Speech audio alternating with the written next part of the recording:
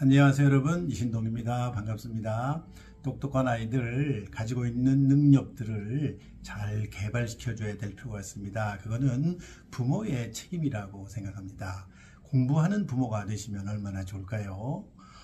이번에 제가 말씀드렸던 것처럼 12월 28일에 주제가 있는 미니 컨퍼런스를 합니다. 그 주제는 바로 웩슬러 지능검사의 IQ에 관한 얘기를 할 거예요.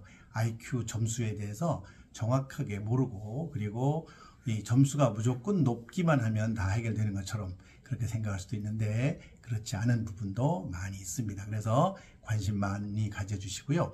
신청 여기 나가는 대로 신청해 주시면 많은 분들이 좋은 정보를 서로 공유할 수 있는 기회가 될 거라고 생각합니다. 이 IQ라고 하는 것은 정말 중요한 정보입니다. 우리 아이들에게 갖는 가장 정확하고 객관적인 정보라고 생각이 돼요. 그래서 오늘 제가 그와 유사한 그런 주제를 가지고 오늘 말씀드리려고 합니다. 오늘의 주제는요, 상위 1%의 작업 기억을 보이는 영재들은 무엇을 잘할까입니다. 우리가 보통 웩슬러 지능검사 IQ 테스트를 하면은 그 중에 5가지 요인이 있죠. 그 5가지 요인 중에 작업 기억이라고 하는 것이 있어요. 흔히 일반 엄마들은 이 작업 기억이란 말을 잘 이해하지 못할 수도 있습니다. 조금 어려운 말이에요. 조금 더 전문적인 그런 용어죠. 작업 기억이 도대체 뭐냐? 뭐 작업을 하는 기억이냐? 그렇게 생각할 수 있는데 거기에 관한 얘기를 하겠습니다. 이 작업 기억이 높은 아이들, 도대체 어떤 아이들인가? 작업 기억이 높은 그런 제가 검사를 한 그런 아이들 중에 지금 제가 보여드리는 이런 아주 높은 능력을 보이는 아이들이 있어요. 보통 이렇게 작업 기억이 상위 1%다라고 하면은 그 어느 정도의 점수를 받으면 상위 1%냐? 보통 한 17점, 18점을 맞아야 돼요.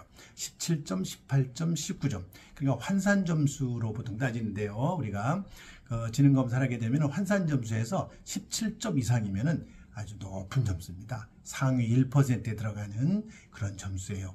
그 100점 만점으로 본다면 99점 이상이 되는 그런 점수죠. 아주 높은 점수입니다. 보통 이렇게 작업 기억이라고 하는 것을 측정할 때는 어떤 검사를 가지고 측정하느냐면은 보통 숫자라든지 숫자를 불러주고 또 그림을 불러주고 그 다음에 또 위치를 찾게 하고 뭐 순차적으로 연결을 시켜서 그 순서대로 말을 해라 이렇게 질문하는 그런 경우가 있어요. 그래서 이런 것들이 바로 작업 기억과 관련되는 그런 능력을 확인하는 그런 겁니다. 자, 그럼 먼저 작업 기억이라는 게 뭐냐 하는 얘기를 여러분들에게 말씀을 드릴게요. 작업 기억이라고 하는 게 뭐냐?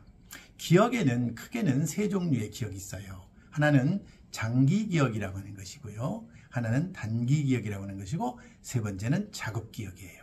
장기 기억이란 말은 글자 그대로 오랜 과거의 것들, 예를 들면은 책을 한번 쭉 봤는데 그 책을 쭉 본 다음에 그걸 다 기억한다든지, 올해 뭐 시간이 지났어요.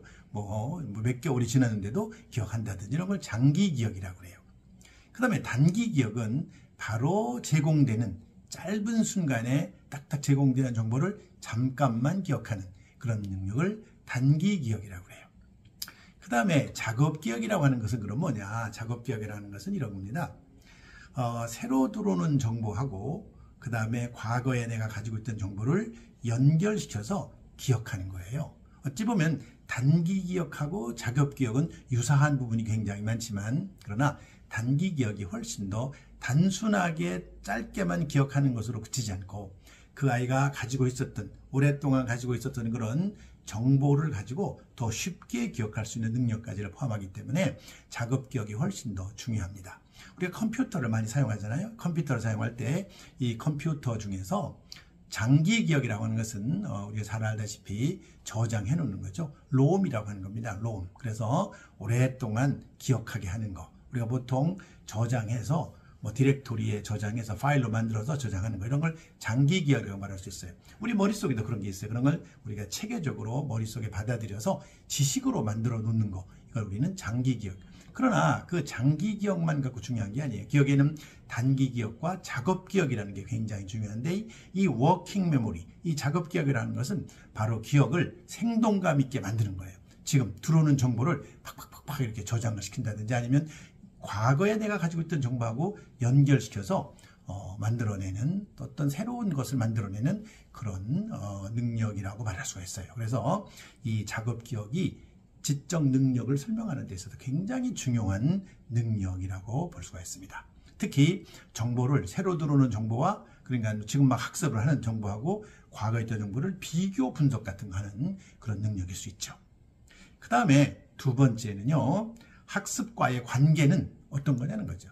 이 도대체 작업기억이라는 것은 높으면 학습하고 관계가 높은 거냐? 아주 관계가 높죠. 이 학습의 3대 요소라는 게 있거든요. 학습을 설명하는 우리가 보통 학습이라고 하는 것은 학교에서 일어나는 것도 학습이고요. 교과 학습이고요. 그 다음에 그 외에 우리가 생활 속에서도 굉장히 많은 학습이 일어나고 있는 것이죠. 머리가 좋은 사람은, 똑똑한 사람은 생활 속에서도 굉장히 많은 학습을 막 해내고 있어요. 자, 학습인데요. 이 학습의 3대 요소라는 것은 이런 거예요. 지식이라는 것, 그 다음에 기억이라고 하는 것, 그 다음에 학습 전략이라고 하는 것. 이걸 3대 요소라고 말할 수가 있어요. 일단 지식 굉장히 중요해요. 내가 얼마나 많은 정보를 머릿속에 가지고 있느냐. 일단 가지고 있어야 돼요. 내가 정보를 가지고 많이 있어야 새로운 학습을 잘 할 수가 있어요. 여러분들 내가 많은 경험을 한 사람들 있잖아요. 예를 들면은 태국에도 갔다 온 경험이 있고 말레이시아도 갔다 온 경험이 있고 유럽에도 갔다 온 경험이 있다. 그런 사람하고 그런 데 관해서 얘기할 때는 누가 잘하겠어요. 거기 많은 경험을 가진 사람이 그런데 학습을 하거나 그런 얘기를 할 때 토론을 하거나 잘할 수밖에 없죠. 지식이 굉장히 중요해요. 그러면 지식만 가지고 있는 게 아니라 새로 들어오는 정보도 계속 내가 저장을 해야 되잖아요. 저장을 해서 그걸 유지해야 되잖아요. 그럼 기억력이 필요한 거예요. 위에서 말했던 기억이 필요하고요. 그 다음에 전략이야. 이 전략이라는 게 뭐냐면 학습을 하는 데 있어서 짧은 시간을 조금만 투자했는데도 불구하고 많은 것을 기억할 수 있는 그런 방법이에요. 이런 방법을 전략이라고 그러죠. 우리가 이 전략이라고 하는 것은 이기는 데 꼭 필요한 그런 기술이죠. 이기기 위한 기술을 전략이라고 그래요. 높은 성취를 낼 때는 반드시 전략이 있어야 돼요. 그래서 어떤 아이들 보면은 굉장히 공부는 많이 하는데 성적은 안 나와요. 그런 아이들 보면은 이런 전략이 부족한 경우가 굉장히 많이 있어요. 그 다음에 세 번째는요. 높여줄 수 있나? 하는 거예요. 높여줄 수 있나? 여러분들 이 작업 기억이라는 것을 높여줄 수 있느냐는 것이죠. 우리가 웩슬러 지능검사에서 나온 5가지 우리가 측정하는 5가지 능력이 있잖아요. 언어라는 것도 있고 시공간이라는 것도 있고요. 추론 능력, 유동 추론이라는 것도 있고 작업 기억, 그 다음에 처리 속도라고 하는 것이 있는데 이런 5가지는 거기 나와 있는 점수는 모두 우리 아이가 가지고 있는 유전적인 능력과 환경에 의해서 결정되는 거예요. 2가지가 다 믹스가 돼서 그 점수가 나오는 겁니다. 점수가 높다는 것은 바로 작업기억이 높다는 것은 이 작업기억을 설명할 수 있는, 풀어낼 수 있는, 해결할 수 있는 그런 유전적인 능력도 가지고 있고 그리고 부모들이 그런 능력을 키워줄 수 있는 환경적인 것도 많이 제공했기 때문에 그런 겁니다. 그래서 우리가 이런 능력들은요, 다 후천적으로 길러질 수가 있는 거예요. 길러질 수가 있어요. 얼마든지 길러질 수가 있는데 그 점수가 낮다 그러면 그게 유전적인 능력이 낮기 때문에 낮은 건지 환경에 문제가 있는 건지는 아무도 몰라요. 그렇기 때문에 얼마든지 우리가 환경을 지원해 줄 수가 있는 것이죠. 이렇게 높여줄 수 있는 방법을 제가 간단하게 한 3가지를 설명할게요. 우리 아이가 만약에 지능검사를 했어요. 근데 작업기억이 높지 않아. 그러면 그 작업기억이 낮은 아이는 어떻게 해줘야 되느냐 하는 것이죠. 그 방법 첫째는요. 수와 도형이 굉장히 중요한데요. 숫자와 도형. 이 숫자와 도형의 노출 빈도를 높여야 돼요. 수를 많이 경험하게 돼요. 수에 대한 감각을 높여줘야 된다는 거죠. 그리고 도형에 대한 감각을 높여줘야 돼요.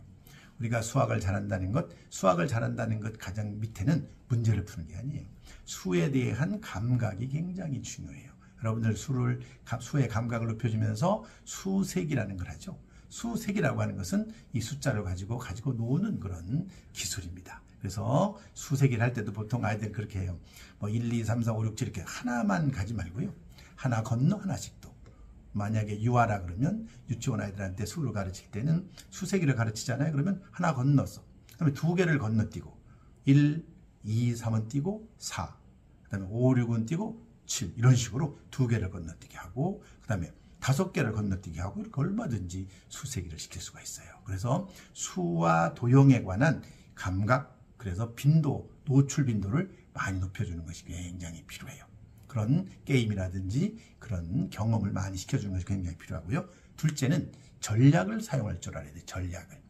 그러니까 유의미한 것들을 묶어야 돼요. 이렇게 묶어야 돼요. 그래서 이렇게 묶는 것 힘이 굉장히 필요해요. 아이들 보면 잘하는 아이들은 벌써 딱 얘기하면 벌써 탁탁탁 전략을 써요. 그래가지고 기억을 할 때 1, 2, 3 세 가지를 기억하는 게 아니라 묶어가지고 한 덩어리 한 덩어리로 이렇게 기억하는 그 덩어리를 우리가 보통 청킹이라고 그러는데 그런 방법을 사용할 수 있어요. 그 다음에 세 번째는요. 집중력이 있어야 돼요. 집중력을 유지할 수 있어야 돼요. 그러니까 집중력이 높다고만 하는 게 아니라 강하지만 오래가지 못하는 게 많거든요. 그래서 집중을 유지할 수 있어야 돼요. 집중을 유지할 때 가장 중요한 그런 지원책이 뭐냐? 정서적인 안정, 특히 불안이 높아서는 안 돼요. 불안이 높은 사람은 집중력을 높이 끌고 갈 수가 없어요. 높은 수준의 집중력을 유지할 수가 없다는 것이죠. 그래서 제가 오늘 상위 1%의 작업 기억을 보이는 영재들은 무엇을 잘할까에 관한 세 가지를 설명을 드렸죠. 작업 기억이란 도대체 무엇이냐 하는 정의를 내렸어요. 작업 기억. 그다음에 두 번째는 학습과의 관계는 어떠냐. 그다음에 세 번째는 우리가 과연 높여줄 수 있느냐 하는 이 세 가지를 말씀을 드렸어요. 그래서 우리가 지적 능력이 높다는 것 중에 그 중에 하나가 바로 작업 기억이 높은 것입니다. 그래서 우리가 IQ가 높다 하는 것은 그 중에 5가지, 웩스러 지능 검사에서는 5가지를 측정하는데 그 중에 작업 기억이 굉장히 중요한 부분을 차지하고 있는 것으로 우리가 생각할 수 있습니다. 그래서 우리 아이에 관해서 작업 기억이 과연 높은 건지 낮은지 이걸 한번 잘 파악을 하시고 부족하다면 적극적으로 부모님들이 도와주는 그런 좀 과학적이고 체계적인 그런 가정교육, 가정의 지도가 필요하다고 생각합니다. 오늘은 여기까지 하겠습니다. 감사합니다.